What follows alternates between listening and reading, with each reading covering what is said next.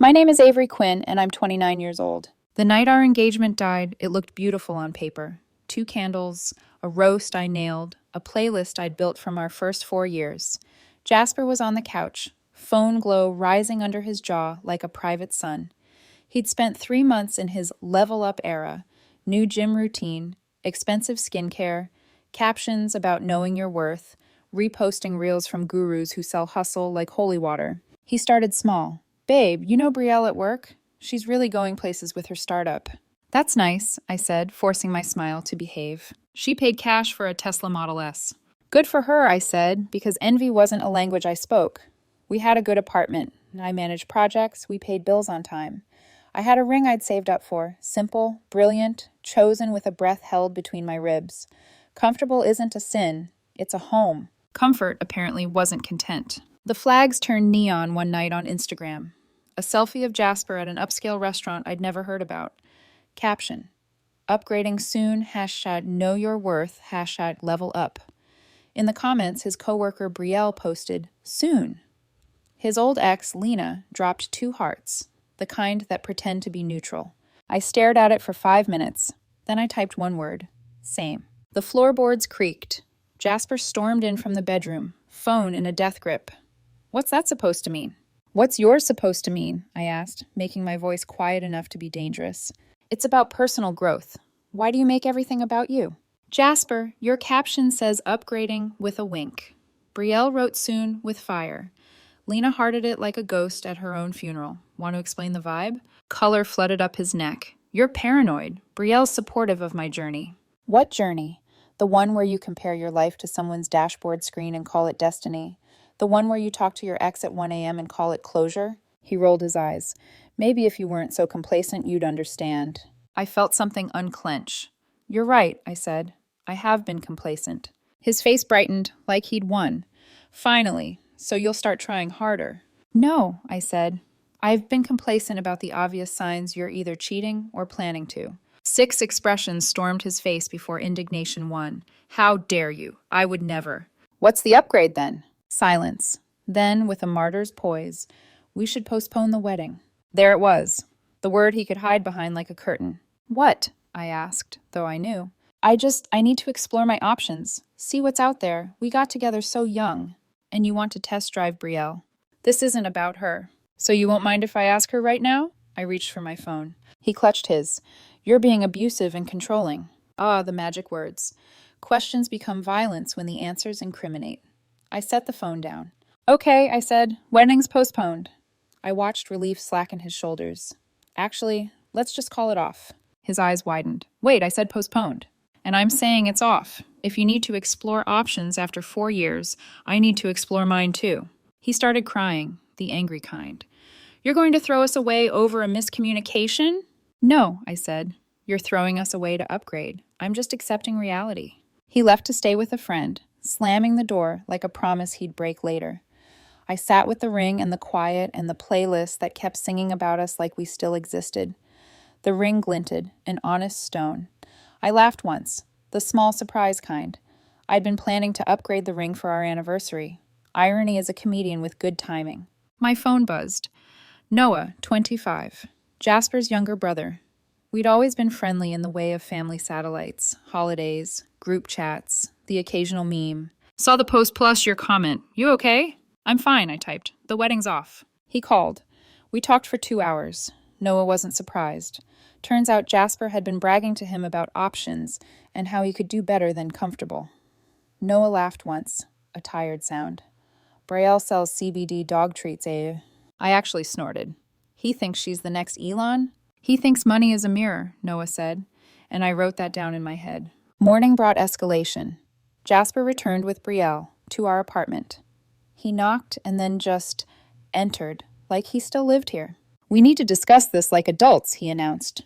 Brielle stood there in a tight suit, looking like a pitch deck. We want to clear up any misunderstandings. Why is she here? I asked. For support and to mentor you, Jasper said. Brielle's offered to coach you on business mindset. The woman who sells CBD dog treats wants to mentor me. It left my mouth before I could leash it. Brielle extended a hand as if closing a deal. Hey, no hard feelings. Leave, I said steady. Both of you. You can't kick me out. I live here, Jasper snapped. Your name isn't on the lease, I said, pointing to it framed by the door. You're a guest, and now you're trespassing. Brielle touched his arm. Let's not escalate. He let himself be escorted away, but not before he hissed. You'll regret this. I was the best thing that ever happened to you. That evening, Noah texted again. He showed up with Brielle? You okay? Yeah. Coffee tomorrow? I could use a friend. He replied too fast to be cool. It's a date. I mean, it's coffee. Unless... Never mind. See you tomorrow. We met at a neighborhood cafe that smelled like baked sugar and decisions. Coffee turned into lunch, then a walk. It was not a date, except it absolutely was. We talked about his grad school applications, my team's new rollout, the book I pretended to have finished. No performance, no ring light, no captions. This is weird, right? He asked, eyes searching mine for hesitation. You didn't choose the timing, I said. Neither did I. He smiled like relief. Mom will lose her mind. Diane thinks eye contact is an attack, I said. He laughed, startled. The sound put air back in my lungs. That night, Jasper went nuclear online. Posts about toxic exes who can't handle a strong man. And the courage to leave what doesn't serve your growth. His friends hyped him with flame emojis. Then he made a mistake. A photo with Brielle at a fancy restaurant. Caption, upgraded sparkles. Sometimes you let go of bronze to grab the gold.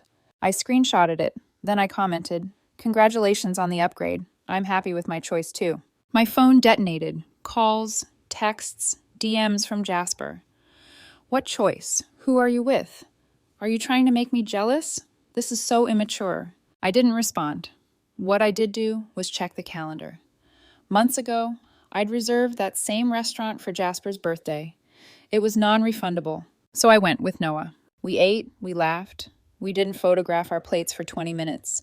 And 3 tables over, a storm gathered, watching us. 3 tables over, Jasper's fork froze midair. Brielle followed his gaze and saw us, me and Noah, leaning close, laughing about whether Die Hard was a Christmas movie. Her smile stiffened. His face morphed through shock, denial, and that special kind of rage people feel when they realize the mirror has been flipped on them. I lifted my glass in a polite toast. Noah smirked. It was subtle, respectful, at least until Jasper stood. Unbelievable, he muttered, storming toward our table with Brielle clacking behind him in stilettos that sounded like punctuation. The restaurant quieted. Forks paused midair. Conversations turned into held breaths. Are you kidding me? He hissed, voice already pitched for an audience. Hi, Jasper, I said evenly. Hi, Brielle. You with him, my brother? Your ex-fiancé, I corrected. You wanted to upgrade, remember? This is sick. You're my brother, Jasper barked. Noah looked up, calm as a stone in water. And you're the one who dumped her for a hashtag. Brielle grabbed Jasper's arm. Babe, not here. Shut up, Brielle, he snapped. Then to me, you're trying to humiliate me. I'm having dinner, I said. The same thing you're doing. Or is it only public when I do it? This is different. Explain how, I said softly, because soft is more dangerous. He opened his mouth, closed it, then sputtered.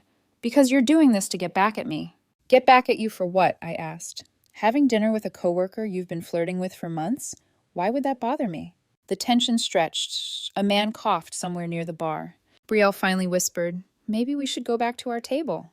Not until she leaves, Jasper said. The manager, a tall woman with calm eyes, appeared beside us like she'd done this 1,000 times. Is everything all right here? Perfect, I said. Just saying hi to some acquaintances. Jasper glared. You're manipulative. You always twist things. Noah spoke before I could. You should leave, man. She's not your audience anymore. That was the final blow. Jasper's jaw tightened, and he turned on his heel, dragging Brielle out by the wrist. Someone at the bar clapped once. Then another joined. Within seconds, the restaurant broke into soft applause, half amusement, half solidarity. I didn't smile, but I did breathe. Noah leaned back. I didn't plan that, I swear. I know, I said. That's why it worked. We finished dinner, split the bill. Outside, the air was cold, almost cinematic. Neon lights bleeding off wet pavement. Do you think he'll calm down? Noah asked as we walked to the parking lot. Not a chance, I said. But maybe he'll post about self-love first. He laughed, the kind of laugh that starts deep and surprises both people hearing it. By morning, the internet had new material. Jasper's post. Some people can't stand to see you grow. They'll even date your family to feel relevant. Stay strong, kings. The comments were a battlefield, half hyping him up, half asking why his upgrade lasted 48 hours before imploding. Brielle hadn't liked the post, or maybe she couldn't, because she'd already unfollowed him.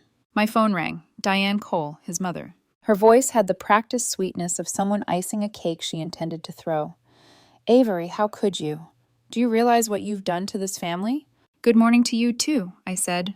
Jasper is devastated. He told me you're flaunting yourself with his brother just to get revenge. What kind of woman does that? The kind whose fiancé cheated with a coworker while lecturing her about growth. That's not what happened. Then what happened, Diane? She paused. He made a mistake, but he's remorseful. You should be the bigger person. I almost laughed. Diane, your son brought his side piece to my apartment to mentor me in business. I think my bigness is well established. You're vindictive, she snapped. I'm done, I corrected. Click. That afternoon, a different voice entered the chaos. Robert, Jasper's father. He called quietly, almost shyly. I'm sorry about my wife, he said. She refuses to see what's obvious. What's obvious? That you were good for him, and he ruined it. I just wanted you to know, not all of us think you're the villain. I swallowed. Thank you, Robert. He hesitated. Be careful, though. He's not handling this well. I know, I said. I've seen his posts. The next night, I found boxes on my doorstep. My things, apparently returned. Inside one was a note. You'll regret this. You're nothing without me. Also, you owe me for half the TV. Under it, I found the engagement ring, bent slightly at the prong, like it had been thrown into the box. I put it in an envelope and mailed it back with a receipt showing full payment in my name. No note, just evidence. That weekend, Noah invited me to a quiet dinner at a small Italian place, the opposite of Flash. No photos, no hashtags, he said. Promise. I smiled. I'll survive. It felt normal, the kind of normal you forget to want until you lose it. As he walked me to my car, he said, he's going to spiral. Just be ready. Spiral how? Smear campaign, mom, work, maybe even the police. He's angry you stopped reacting. I looked up at the night sky, those quiet, sharp stars that make everything feel both small and infinite. Let him try, I said. I keep receipts. 2 days later, I got an email from HR. Avery, we received a call from a man claiming to be your fiancé, expressing concern for your mental health. Please confirm if there's any truth to this claim. I called HR directly. My ex is harassing me. Please note it. I can send evidence. They thanked me. By noon, security had flagged Jasper's name. At 5 p.m., my phone buzzed again. A voicemail, his voice trembling between anger and charm. You're making me look insane, Avery. You can't just erase 4 years. I didn't erase them, I whispered to the phone. You did. I didn't press play on the rest. Because by then, I'd already decided I was done being the mirror for someone else's reflection. Next step, when he showed up, demanding closure, I'd be ready. It took him less than a week to show up. Saturday morning, 8:12 a.m., someone buzzed my apartment intercom and held the button like it was an alarm. I glanced at the monitor. Jasper, hair unwashed, eyes manic, holding a half-empty coffee cup like a prop in a redemption movie. Avery, open up! His voice crackled through the speaker. We need to talk. We don't, I said, pressing the intercom. Please leave. You can't just ghost me. You owe me an explanation. I gave it to you, in the form of a ring return and a receipt. He laughed, the brittle kind that sounds like a dare. You think you're better than me now, because you're playing house with my brother? I didn't answer. Silence is gasoline to people who live on reactions. Fine, he shouted. You want to ignore me? I'll make sure everyone knows who you really are. Then he kicked the door. Not enough to break it, just enough to rattle my nerves. I called the building's security. They arrived within minutes, escorted him off the property. The guard texted me later. Filed an incident report. You're safe now. But I knew better. Safety, with Jasper, was temporary. By Monday, the smear campaign had begun. First, HR forwarded an anonymous email alleging I'd created a hostile work environment and emotionally manipulated a coworker, him, obviously. The email included screenshots of text, badly photoshopped, to look like I'd threatened him. My manager, bless him, called me in with the kind of calm you use for fires you already know are fake. Avery, he said, sliding the printouts over. Did you make these? No, I said. Look at the timestamps. They're from 2 a.m. on nights I was logged into our internal system. You can check. He nodded. Already did. It verified you were online the whole time. The message metadata came from a new Gmail account, one linked to his name. I exhaled, slow and measured. Are you going to report it? Already did. HR is drafting a cease and desist, but just in case, lock down your socials. I did, and I added another camera to my hallway. 2 nights later, the next act. A loud knock shook my door at 9:30 p.m. When I opened it, 2 police officers stood there. Evening, ma'am. We received a call about a tenant dispute. A man claims his personal property is being held hostage here. I sighed. Let me guess. Jasper Cole? One officer checked his notepad. Yes, ma'am. He doesn't live here. His name isn't on the lease. I have everything of his boxed and labeled right here. I pointed to a neat stack of boxes by the wall. He can take those. Nothing else leaves. Jasper appeared behind the officers, looking smug, hands in his pockets like he'd rehearsed for court. She's lying, he said. There's jewelry, a TV, furniture I paid for. The older officer looked at me. Ma'am, I have receipts for every item, I said, pulling up my email folder on my phone, including the ring he threw back at me and the TV he never paid for. I even had video of his dramatic exit months ago, ring toss included. The officer studied the screen, then turned to Jasper. Looks like she's telling the truth, sir. You can collect your boxes and leave. Jasper's face darkened. She manipulated me. Sir, that's not a police matter. He glared at me like I'd ruined his favorite illusion. You'll regret this. I already did, I said quietly. He snatched the boxes, shoved past the officers, and stomped down the hall. I closed the door, locked it, leaned against it until my heartbeat slowed. An hour later, the building manager called. Ms. Quinn, we caught your ex on camera keying your car in the garage. We're sending footage to the police. Oh. I smiled, small and tired. Thank you. Thanksgiving arrived, my first real holiday alone in years. I made pasta instead of turkey, poured wine into a coffee mug, and FaceTimed Noah, who was hiding from his family's chaos. They're already arguing about cranberry sauce, he said. Mom's pretending to like Brielle. I nearly spit out my wine. Brielle's there? Oh yeah. She brought a pie and a business proposal. My mom's acting like she's royalty. Dad looks like he wants to disappear into the stuffing. What about Jasper? I asked. He's in the corner sulking, probably tweeting about resilience. I laughed. That tracks. Then his voice softened. You doing okay? I am now, I said. Holidays feel quieter without gaslighting. He smiled. If you were here, I'd make you try my disaster mashed potatoes. Next year, I said. Next year, he promised. Christmas, however, refused to stay quiet. It was Robert's 60th birthday, postponed from November because Diane wanted a family celebration. Noah texted me a warning. He's going to try something. Just be ready. At 6 p.m., I got a flood of notifications. Tagged posts, blurry photos, captions that read like an emotional ransom note. Some people steal your brother, your home, your peace, but karma always balances out. Merry Christmas, everyone. Then, the pièce de résistance. A group photo from the Cole house. Jasper front and center, wearing a smug smile. Brielle nowhere in sight. And in the comments, a dozen supportive messages. Then one that stopped me cold. Brielle, maybe don't spend your karma calling HR on your ex? I couldn't help it. I laughed, out loud. I sent the screenshot to Noah. I almost feel bad for him. Don't, he replied. She's just his latest mirror. 2 days later, Robert called me himself. His voice was low, weary. Avery, I wanted to say I'm sorry for how Diane and Jasper treated you. You didn't deserve any of it. Thank you, I said. That means a lot. He's unraveling. Diane still defends him, but even she's starting to see it. How bad? Bad enough that Brielle's pressing charges at work for misuse of company funds.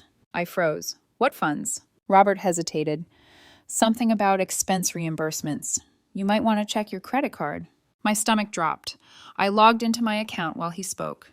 There it was, $3,847 in transactions I hadn't made. Restaurants, a luxury hotel, a boutique I'd never visited. He'd used my old emergency card, the one I'd given him a year ago for urgent needs. I'd forgotten to cancel it. The charges dated back weeks. The merchant names matched the places he'd been posting on Instagram. I smiled to myself, not joyfully, but in that exhausted way you smile when the final puzzle piece clicks. The truth was louder than any of his lies now, and soon it was going to cost him more than followers. When the phone rang the next morning, I already knew it wouldn't be good news, but I didn't expect it to sound so calm. Hi, is this Avery Quinn? The voice was polite, clipped, all business. This is Diana Lopez, owner of the Collective Boutique. I'm so sorry to bother you, but your name appeared on some expense records related to an employee here, Jasper Cole. Do you have a moment? I set my coffee down slowly. Yes, go ahead. Well, Diana continued, I was auditing our marketing expenses and noticed a pattern. Several luxury charges reimbursed by Jasper, dinners, clothing, and a hotel stay, were all paid for using a credit card under your name. I let out a breath that came out like a laugh. He used my emergency card, I said quietly. He said it was for business emergencies. I canceled it last night. I figured something like that, she said, with a note of sympathy that had no room for shock. We've already filed a police report for company fraud. I just wanted to verify that you weren't involved before the authorities reach out. Understood, I said, and thank you. When the call ended, I just stood there in the kitchen, watching the morning light crawl across the floorboards we used to dance on. It felt poetic, almost cinematic. The man who'd built his identity around being a level-up success story, undone by his own receipts. By noon, my phone buzzed with a new voicemail. His voice trembled. Not performative this time, just stripped bare. Avery, please, I messed up. They fired me. They're threatening to press charges. I'll pay it back. Just talk to Diana. Tell her it was a misunderstanding. Please don't let them arrest me. I deleted the message. Not to be cruel, just to make space for quiet. That evening, the inevitable, a call from Diane. Her voice was shaky, full of contradictions. Avery, they've charged him for theft. Can you believe it? Yes, I said. You could help him. Tell them it wasn't intentional. I won't lie for him, Diane. He was your fiancé. And that's why he thought I'd protect him forever, I said. But he stopped being my problem the moment he decided to use my name for his debts. There was a long pause. Then, in a small voice I hadn't heard before, she said, I don't know who he is anymore. You do, I said gently. You just didn't want to admit it. She hung up without another word. A week later, I got a text from Noah. He's taking a plea deal. Probation, restitution, community service. Dad's furious. Mom's broken. And you? I typed back. Relieved. Sad, but relieved. Then another message. You still owe me that coffee rematch. I smiled. Soon. 2 months passed. Winter melted into something softer. The quiet was steady now, not sharp. I started painting again, cooking just for the joy of it, sleeping through the night without checking my phone for proof of peace. When Noah and I finally did meet for that rematch, we didn't go to some shiny downtown spot, just a little place with chipped mugs and fogged windows. We talked for hours about books, about how weird healing feels when it finally starts working. You look lighter, he said as we stood in the parking lot afterward. I am, I said. Turns out peace doesn't need a caption. He laughed. You're going to make that your memoir title someday. A few weeks later, Robert called. Just wanted to tell you something. Jasper's different. Not better yet, but quiet. He's doing community service at the shelter. Maybe he'll finally learn something. Maybe, I said. I hope so. There was a pause. Avery, I'm sorry we didn't believe you sooner. I stopped needing that, I said softly, but I appreciate it. Months later, spring again. Noah convinced me to join him for dinner. His treat this time. I didn't ask where we were going until the valet pulled up. Rosewood, I laughed. Seriously? You brought me to the scene of the crime? Figured we'd rewrite the ending, he said, grinning. Inside, the same chandelier gleamed, but the air felt different. Lighter. We got a table near the window, not the corner where Jasper once performed his downfall. Halfway through dessert, Noah raised his glass. 2 upgrades, he said with a teasing smile.